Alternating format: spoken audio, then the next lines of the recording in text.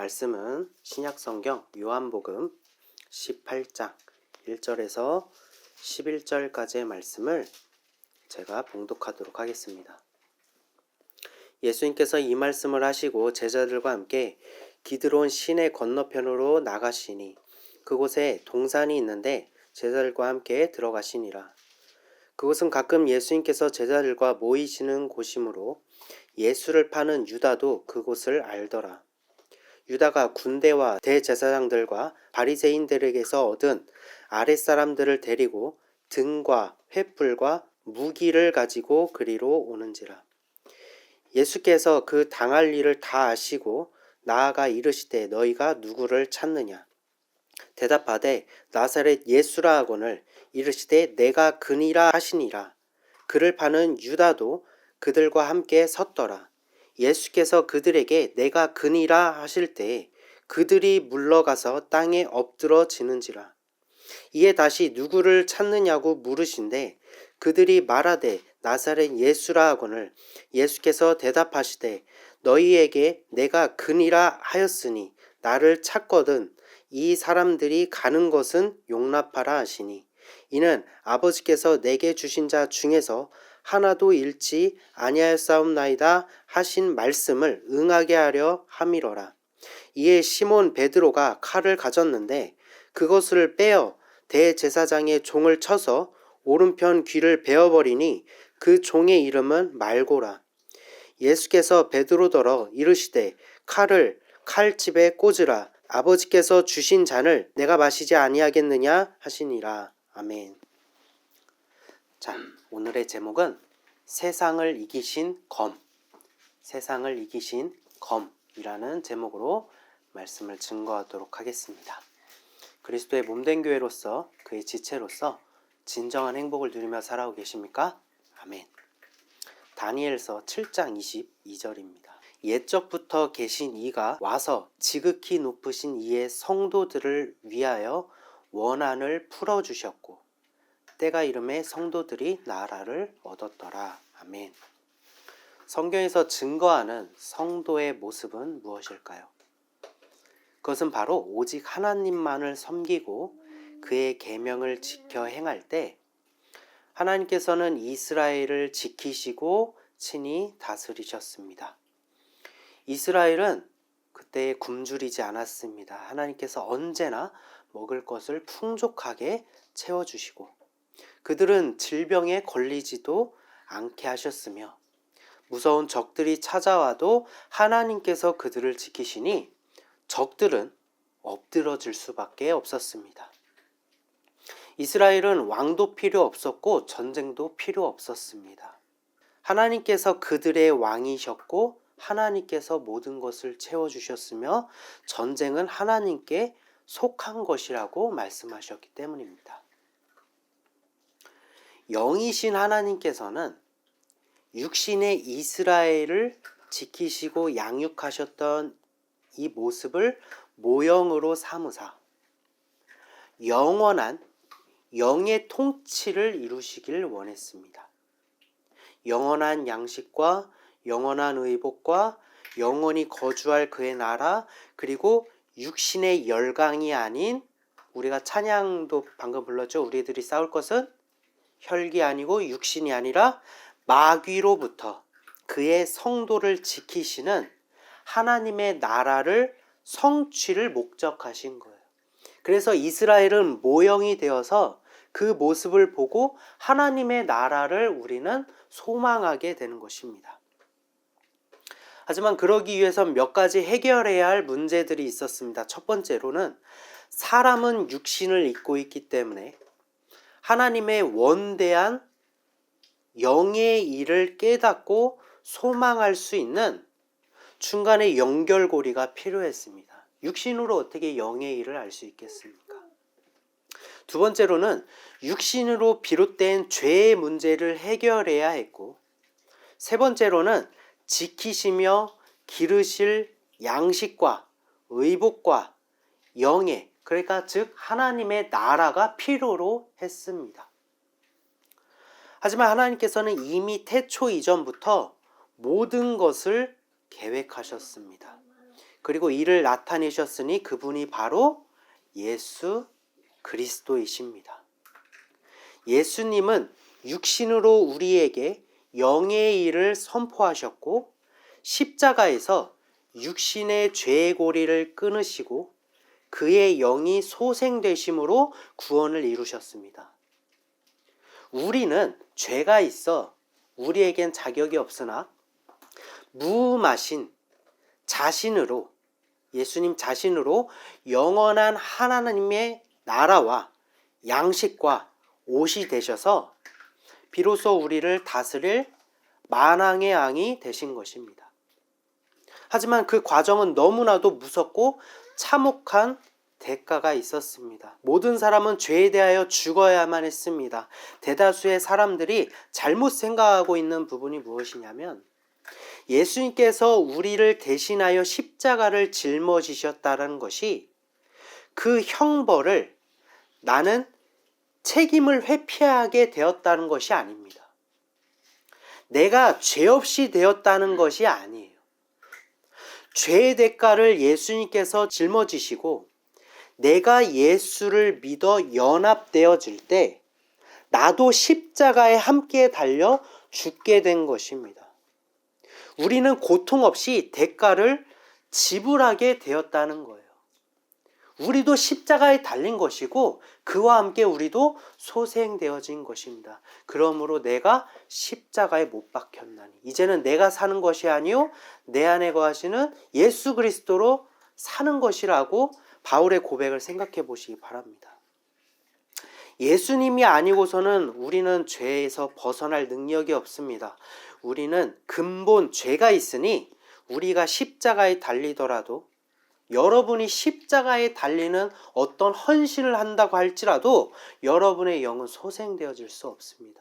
예수님과 다르기 때문이에요. 예수님께서 십자가에 달리시는 그날은 설상가상으로 마귀는 계명에 더욱 힘을 입어서 학대할 권리를 하나님께 받았죠. 그것을 보여주는 것이 어디라고 했죠? 욥기서라고 말씀드렸잖아요.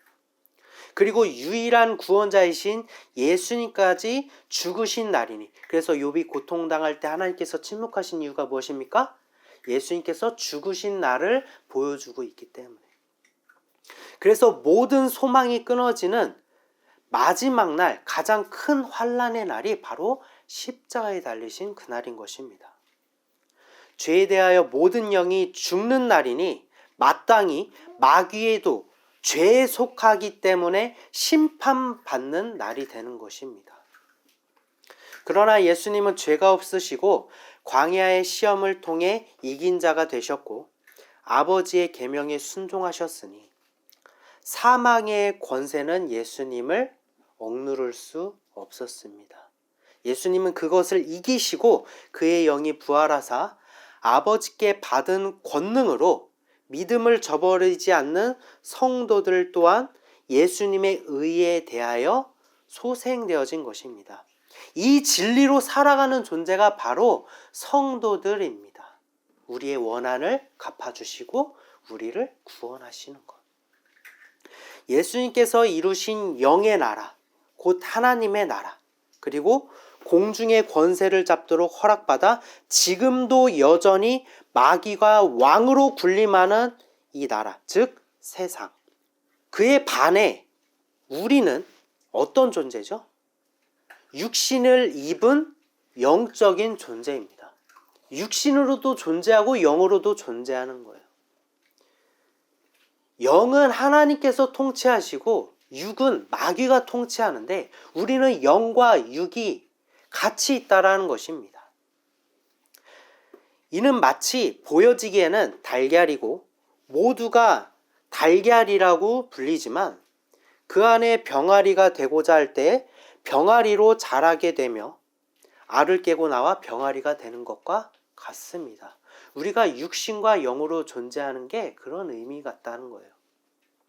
보여지기엔 애벌레이지만 나비가 되고자 할 때 더욱 갑갑하여지고 도망갈 수도 없는 고치가 되어지지만 결국 그 고치를 버리고 나비가 되어집니다. 만물의 이치가 이러하듯 우리도 육신으로 존재하지만 우리가 영을 따르고자 할 때 우리도 영의 사람, 즉 하나님의 백성으로 거듭나여질 수 있다라는 것입니다. 따라서 마땅히 우리의 육신은 마귀에게 지배를 받게 되고 영으로는 하나님의 통치를 받는 것입니다.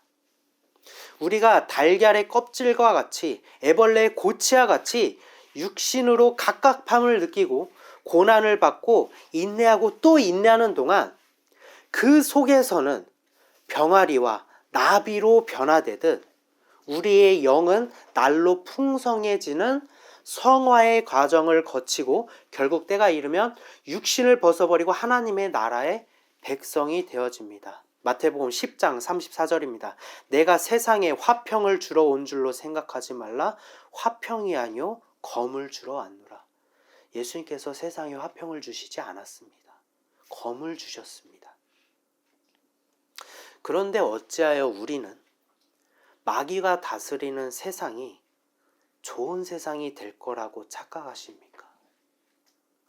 이미 여러분 안에 하나님의 나라가 있는데 왜 우리는 이를 외면한 채 어찌하여 아직도 엉뚱한 곳에 마음을 빼앗기고 그곳에서 하나님의 나라를 찾으려고 하십니까?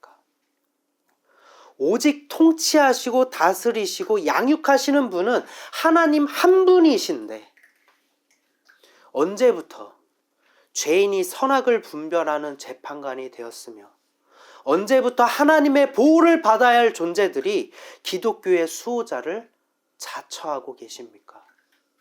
이런 질문을 할 때마다 늘 따라온 대답이 있습니다. 그러면 아무것도 안 하고 가만히 있으면 다 이루어집니까? 가만히 처박혀 기도만 하고 행동하지 않으면 하나님께서 들어주시나요? 이와 같이 예수님을 지킨다면서 그리고 예수님을 사랑하는 마음으로 행동에 앞선 이가 있었으니 바로 오늘 본문의 말씀에 등장하는 말고의 귀를 자른 베드로의 이야기입니다. 말씀을 잘 살펴보면서 이 시간 참된 성도의 위치가 어디인지 그리고 우리가 세상을 대적하여 승리할 참된 검이 무엇인지 우리가 다시 한번 초점을 맞추는 시간이 되시기를 소망합니다. 오늘 본문의 말씀 요한복음 18장 3절에서 6절입니다. 유다가 군대와 대제사장들과 바리새인들에게서 얻은 아랫사람들을 데리고 등과 횃불과 무기를 가지고 그리로 오는지라. 예수께서 그 당할 일을 다 아시고 나아가 이르시되 너희가 누구를 찾느냐 대답하되 나사렛 예수라 하거늘 이르시되 내가 그니라 하시니라. 그를 파는 유다도 그들과 함께 섰더라. 예수께서 그들에게 내가 그니라 하실 때에 그들이 물러가서 땅에 엎드러지는지라.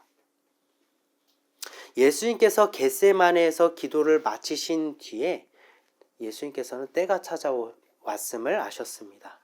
그것은 바로 예수님을 배신하여 팔아넘긴 유다가 군대와 무리들을 데리고 예수님을 잡으러 온 장면인 것입니다. 이미 모든 것을 아시는 예수님께서는 먼저 그들에게 나아가 누구를 찾느냐라고 말씀하셨습니다. 그런데 좀 의아하지 않습니까? 이미 모든 것을 아셨다라면 너희들이 찾는 자가 예수가 바로 나다. 가자. 이렇게 말씀하셔야 되는데 왜 누구를 찾느냐라고 물으셨을까요? 그것은 바로 그들이 직접 시인하게 하심으로 박해자와 박해받는 자를 확고히 하시기 위함입니다. 예수님께서 질문하시고 그들은 대답함으로 무기가 없으신 예수님은 잡히시는 자가 되었고 그들의 고백으로 무기를 든 그들이 잡는 자가 된 것입니다. 하지만 예수님께서 너희들이 찾는 자가 바로 나다라고 말씀하실 때 무슨 일이 벌어지죠? 무기를 들고 있는 박해자와 잡는 자가 되었던 무리들이 오히려 물러가서 땅에 엎드려졌다라고 기록하고 있습니다. 칼과 같은 무기를 든 자는 군대와 무리들인데 예수님은 무기가 없으셨는데 왜 그들이 예수님의 대답을 듣자 엎드려지게 되었습니까? 그것은 바로 진정한 칼과 검이 예수 그리스도이심을 성경은 증거하고 있기 때문입니다. 성경에 응하게 하시기 위함이에요. 우리는 성경에서 칼과 검이 예수님을 비유하고 있다는 것을 곳곳에서 살펴볼 수 있습니다. 에베소서 6장 17절입니다. 구원의 투구와 성령의 검, 곧 하나님의 말씀을 가지라. 히브리서 4장 12절입니다. 하나님의 말씀은 살아있고 활력이 있어 좌우의 날선 어떤 검보다도 예리하여 혼과 영과 및 관절과 골수를 찔러 쪼개기까지 하며 또 마음의 생각과 뜻을 판단하나니. 계시록 1장 16절입니다. 그의 오른손에 7별이 있고 그의 입에서 좌우의 날선 검이 나오고 그 얼굴은 해가 힘있게 비치는 것 같더라. 아멘. 말씀이신 하나님이 육신이 되어 이 땅에 오신 분이 바로 예수님이십니다. 그리고 성령은 그리스도의 영이신 예수님 자신이십니다. 따라서 말씀은 곧 예수님이며 성령을 의미합니다. 성령의 검은 하나님의 말씀이신 예수님 자신이시며 입에서 좌우의 날선검이 나오는 분도 예수님이십니다. 즉 칼과 검은 영적으로 말씀이신 예수님을 나타내고 있다는 것입니다. 레위기 26장 7절에서 8절입니다. 너희의 원수들을 쫓으리니 그들이 너희 앞에서 칼에 엎드러질 것이라. 또 너희 5이 100을 쫓고 너희 100이 10,000을 쫓으리니 너희 대적들이 너희 앞에서 칼에 엎드러질 것이며. 하나님께서는 이스라엘 백성이 하나님의 계명과 규례를 잘 준행하면 원수들이 칼에 엎드러지게 될 것이라고 말씀하셨습니다. 이것은 바로 전쟁은 하나님께 속한 것이며 하나님께서 승리하시고 이긴 자가 되시는 것, 즉 예수 그리스도의 승리를 의미하고 있다는 것입니다. 이미 레위기에서조차도 그 칼이 자신이심을 나타내셨다라는 거예요. 요나단이 하나님의 언약으로 블레셋을 향해 돌진할 때 그때 뒤를 따르던 자가 누구였습니까? 칼을 든 자가 뒤따라가며 원수를 다 베어버렸죠. 그것도 바로 예수 그리스도를 예표하고 있는 것입니다. 오직 언약에 대한 믿음을 가지고 전진할 때 예수님께서 승리하게 하시는 장면인 것입니다. 따라서 유다와 함께 무기를 들고 찾아온 무리들이 예수 앞에 엎드려진 것은 가장 무섭고 예리한 칼이시며 검이신 예수님의 권능 앞에 육신의 칼과 무기는 아무런 힘도 없음을 의미하고 있는 것입니다. 하지만 예수님께서는 자신이 이루실 일을 위하여 반드시 잡히셔야만 했기 때문에 그들에게 다시 한번 자신을 알리셨고 제자들은 그 자리에서 떠나가도록 그들을 지키십니다. 7절에서 9절입니다. 이에 다시 누구를 찾느냐고 물으신데 그들이 말하되 나사렛 예수라 하거늘 예수께서 대답하시되 너희에게 내가 그니라 하였으니 나를 찾거든 이 사람들이 가는 것은 용납하라 하시니 이는 아버지께서 내게 주신 자 중에서 하나도 잃지 아니하였사옵나이다 하신 말씀을 응하게 하려 함이로라. 첫 번째로 자신을 나타내신 이유도 자신이 칼과 검이라는 것을 응하게 하심이고 두 번째로 자신을 나타내신 것도 하나님께서 주신 자를 하나도 잃지 않겠다는 말씀을 응하게 하신 것입니다. 따라서 표면적으로는 예수님께서는 아무런 저항도 할 수 없는 위기의 순간처럼 보이지만 영적으로는 어떻습니까? 예수님께서 하신 모든 말씀과 행동은 성경을 응하게 하시는 승리의 순간들 뿐이었다는 것입니다. 하지만 육신 가운데 거하며 육신으로만 바라보고 육신으로만 판단했던 베드로는 영의 일을 알지 못했습니다. 예수님께서 승리하신 것을 알지 못했어요. 그렇게 예수님을 지킨다는 명분으로 예수님을 사랑한다는 마음으로 올곧은 마음가짐이라는 나는 예수님을 믿는다는 것을 자처하며 그는 육신의 칼을 빼들어 말고의 귀를 잘랐습니다. 10절입니다. 이에 시몬 베드로가 칼을 가졌는데 그것을 빼어 대제사장의 종을 쳐서 오른편 귀를 베어버리니 그 종의 이름은 말고라. 그의 귀에 하나님의 복음을 증거해야 되는 자가 그의 귀를 베어버린 거예요. 베드로는 가장 무섭고 가장 예리하신 영의 검이신 예수님이 이미 자신의 곁에 계심을 알지 못했습니다. 이미 승리하고 계심도 알지 못했습니다. 그래서 이를 해결하겠다는 마음이 앞서 예수님을 가장 사랑한다 자부했던 베드로가 육신의 칼을 휘두른 것입니다. 베드로가 이렇게 앞서 나간 적이 한두 번이 아닙니다. 다른 곳에서도 예수님을 지키려고 했다 예수님께 무슨 소리를 듣습니까? 사탄아 물러가라 라는 소리를 듣게 됩니다. 이 장면을 예수님께서는 마태복음에서 이렇게 말씀하십니다. 마태복음 26장 52절에서 53절입니다. 이에 예수께서 이르시되 내 칼을 도로 칼집에 꽂으라. 칼을 가지는 자는 다 칼로 망하느니라. 너는 내가 내 아버지께 구하여 지금 12군단 더 되는 천사를 보내시게 할 수 없는 줄로 아느냐. 칼을 가지는 자는 다 칼로 망하느니라. 육신의 칼로 흥한 자가 자신의 칼로 죽임을 당하게 됩니다. 그가 누구입니까? 골리앗입니다. 골리앗. 그는 자신의 가장 강력한 칼과 단창으로 하나님을 대적하였고 다윗은 하나님의 언약과 말씀으로 골리앗을 대적하였습니다. 그 말씀은 곧 거미신 예수 그리스도이시며 마귀를 상징하는 골리앗의 머리를 상하게 하였습니다. 예수 그리스도를 예표하는 다윗이 마귀의 머리를 상하게 하는 장면인 것입니다. 여자의 후손이 뱀의 머리를 상하게 할 것이라는 창세기의 기록과 리와야단의 머리를 쪼개실 것이라는 시편의 기록과 용의 머리가 상한다는 계시록의 말씀 모두가 예수님께서 마귀를 심판하심으로 성취된 것을 나타내고 있다는 것입니다. 무엇으로 승리했습니까? 하나님의 말씀으로 승리한 것입니다. 예수님께서 광야에서 마귀에 대적하여 싸우신 것도 하나님의 말씀으로 대적하여 싸우셨습니다. 그것은 눈에 보이지 않지만 가장 강력한 검이 되어 육신의 강한 모든 것을 꺾어버릴 하나님의 권능이 되어집니다. 예수님께서도 12군단이나 더 되는 천사를 보내시게 할 능력이 있으셨지만 그의 나라와 그의 의를 위하여 곧 아버지의 뜻을 위하여 겟세마네에서 12군단의 천사를 구한 것이 아니라 십자가 지기를 순종하기 위하여 아버지께서 자신의 영을 살리실 것이라는 믿음을 확고히 하기 위하여 기도하셨습니다.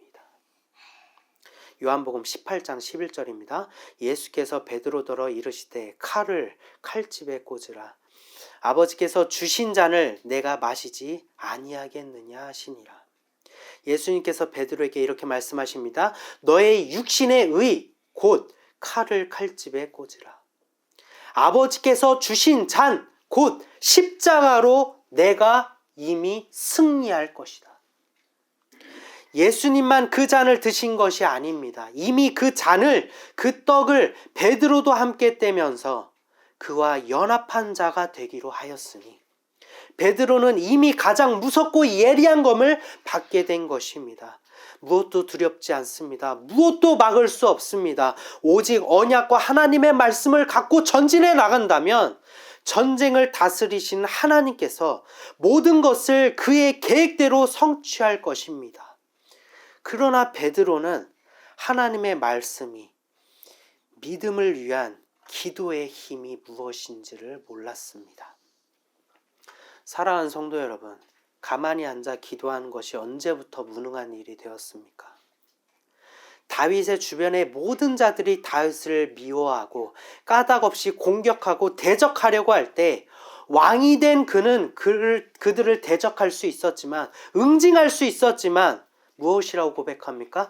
나는 그저 기도할 뿐이라고 고백합니다. 사람들의 지혜와 그들의 의의로 하나님께 더욱 가까이 하자는 마음이 바벨탑을 만든 것 아니었습니까? 하나님께 눈물로 기도드리는 단 한 사람이 없어서 소돔과 고모라에 하나님의 재앙이 임한 것 아니었습니까? 히스기야의 의로움으로 성전의 더러운 우상과 더러운 것들을 모든 것들을 다 정결하게 하고 예배를 회복하고 성전을 강화하고 수로를 건설하는 모든 업적 뒤에 열왕기하 18장에서는 뭐라고 증거합니까? 애굽과 손을 잡고 여호와의 성전과 왕궁의 곳간에 있는 은을 전부 아수르에게 갖다 바친 죄악분 아니었습니까?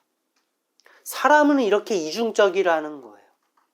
그의 업적이 아수르의 군대를 막지 못했습니다. 그는 도무지 아무런 방법이 없을 때 참회하며 하나님께 눈물로 기도드릴 때 하나님께서 그 기도를 받으시고 하루아침에 아수르 군사 18만 5천 명을 송장으로 만드신 것을 잊으셨습니까? 무엇이 하나님을 기쁘시게 하는 일입니까? 우리의 행위로는 9가지 율법을 지키더라도 한 가지가 온전하지 못하면 히스기야와 같이 율법에 정죄받는 우리가 하나님의 진노를 받게 되는 것 아니었습니까? 그 누가 행위로 하나님 앞에서 칭찬받을 수 있다는 것입니까? 왜 하나님 앞에서 이것도 하고 저것도 하며 이렇게 기쁘시게 저렇게 기쁘시게 하면서 하나님께 칭찬받을 수 있는 것들 여러 가지를 놓고 왜 허락하지 않는 일로 도박을 하려고 하십니까? 새로운 유토피아를 꿈꿨던 공산주의의 창시자인 마르크스가 신학생이었습니다. 성경의 가치관대로 행하려고 했던 것이 독재가 되었다라는 것입니다. 하나님을 기쁘시게 한다며 모인 무리들의 끝이 아름다운 적이 우리 인류의 역사상 단 한 번도 없었습니다. 모두가 다 죄악뿐이었고 부패였고 그놈이 그놈이었고 모두가 다 발람의 길을 따르는 일인 것입니다. 그리스도의 영이신 성령을 받은 사도들과 성도들이 하나님의 나라를 이루겠다며 진영 논리로 한쪽을 지지하거나 광장에 모여 시위하고 계몽하여 들고 일어난 기록이 있습니까? 오직 서로 교제하고 떡을 떼며 오로지 기도하기를 힘썼다는 성경의 기록을 잊으셨습니까? 그들이 고난에 저항했습니까? 그들은 순교했습니다. 계시록을 살펴보십시오. 예수님께서 교회가 핍박받는 것을 모르셨습니까? 다 알지만 무엇으로 이기라고 합니까? 성령으로 이기라고 합니다. 영으로 이기라고 합니다. 우리가 영으로 접근할 수 있는 방법은 기도밖에 없어요. 세상에 무엇이 하나님께 속한 것이며 무엇이 선한 것이며 무엇이 더 나은 것입니까? 오직 예수 그리스도만이 유일한 선이요 의인이요 구원이라고 성경은 기록하였고 우리가 그렇게 고백하지 않았습니까? 참된 성도는 자신의 의로 모든 것을 행한 후에 기도를 최후의 수단으로 여기는 자가 아닙니다. 육신의 일을 분별하지 못함으로 말고의 귀를 자르며 정의로운 재판관과 기독교의 수호자를 자처하는 자가 아니라 오직 기도에 힘쓰며 육신의 미혹과 고난 속에서도 인내하고 또 인내하며 하나님께서 이루심을 소망하며 최후의 순간에 그 하나님의 나라를 쟁취하는 자가 바로 참된 성도의 삶인 줄로 믿습니다. 앞으로도 영원토록 이 세상은 마귀가 군림하는 죄악된 세상입니다. 여러분께서 무엇을 기대하십니까? 출애굽기 14장 14절에서 16절입니다. 여호와께서 너희를 위하여 싸우시리니 너희는 가만히 있을지니라. 여호와께서 모세에게 이르시되 너는 어찌하여 내게 부르짖느냐? 이스라엘 자손에게 명하여 앞으로 나아가게 하고 지팡이를 들고 손을 바다 위로 내밀어 그것이 갈라지게 하라. 이스라엘 자손이 바다 가운데서 마른 땅으로 행하리라. 왜 우리는 애굽의 포로입니까? 왜 우리는 왜 그들은 우리를 죽이려고 합니까? 왜 우리는 빼앗겼습니까? 왜 모든 상황이 악이 권세를 잡고 우리는 고통당해야만 합니까? 여러분이 육신으로부터 당하는 모든 미혹과 학대, 그리고 불합리하다고 느끼는 모든 끝은 결국 우리를 포로에서 벗어나지 못하게 하려는 마귀의 계략일 뿐입니다. 여러분, 세상의 일을 갖고 분개하지 마십시오. 그걸 갖고 여러분께서 화내고 여러분 마음에 악이 가득하여지고 완악하여진다라면 결국 그게 마귀의 계략이라는 거예요. 예수 그리스도 하나님의 나라에서 멀어지게 하려는 마귀의 계략. 그때에 하나님께서는 우리에게 이렇게 말씀하십니다. 너희는 가만히 있을지니라. 보혈의 십자가를 들고 손을 저 죄악의 세상으로 내밀어 그것이 갈라지게 하라. 무엇으로요? 보혈의 십자가로. 먼저 하나님께 기도드리심으로 아뢰시기를 바랍니다. 그리고 오직 예수 그리스도의 십자가로 모든 죄악을 돌파하시는 성도 여러분이 되시기를 소망합니다. 이제는 혈과 육의 싸움이 아니라 오직 예수 그리스도로 저 마귀와 싸워 하나님의 나라를 이루시기까지 말씀과 기도로 전제하시는 성도 여러분이 되시기를 소망합니다. 요한복음 16장 33절입니다. 이것을 너희에게 이르는 것은 너희로 내 안에서 평안을 누리게 하려 함이라. 세상에서는 너희가 환난을 당하나. 예수님께서 정하신 거예요. 세상에서는 너희가 환난을 당하게 될 것이다. 그러나 담대하라, 내가 세상을 이기었노라. 아멘. 이기신 예수님께서 지금도 우리를 떠나지 아니하시고 영원히 여러분과 함께 하실 것입니다.